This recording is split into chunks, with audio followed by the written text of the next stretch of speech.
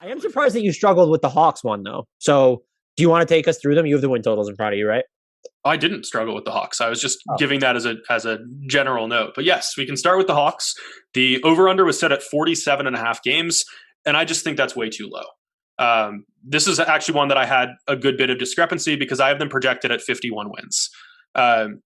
This team has already shown what it can do in the last year's playoffs, but at the same time, it's so young that it is entirely realistic for them to do so much more.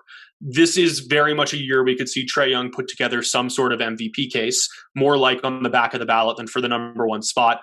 What if DeAndre Hunter and Cam Reddish break out? John Collins is back. Clint Capela is healthy. Onyeka Okongwu showed a bunch of flashes in the playoffs, as did Kevin Huerter. Bogdanovic is healthy. DeLon Wright and Sharif Cooper give much better point guard depth than the Hawks have had at any point in the near past, which has been a huge issue for them because there's so much responsibility heaped on Trae Young's shoulders that when he leaves the game, they're in big trouble. So there's so much to like about a disciplined team under Nate McMillan that even if they do take their foot off the gas, this is the deepest team in the NBA.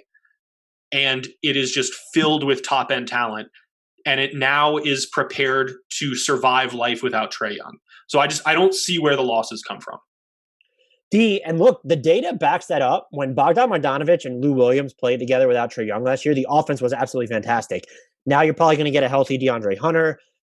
Maybe Cam Reddish takes a step forward. John Collins is going to be better. I think that was one of the most underrated things about the postseason is, his numbers did not jump off the page. However, he just found ways to make an impact with, different mode of operations where you can't be the primary roller if Clint Capela's on the floor. He still found a way to make an impact on offense. He defended really well. I went over here too, and I didn't even really give it much thought. I'm just like, this is one of the, I think some people think that the Hawks, there was a rush to coordinate them last year. And had they gone about their offseason and decided like we needed to do this or that, like I kind of get it. But this team like wasn't at full strength ever last year. And there's a chance that, or they should be healthier this year, I'll say, even without Onyeka Okongwu, to start the season. So I would be genuinely surprised if they stay relatively healthy and do not clear this over-under. It also played at like a 70-win pace or something once McMillan took over during the regular season. This wasn't the same team in the second half that it was in the first. Right. And for the better, obviously.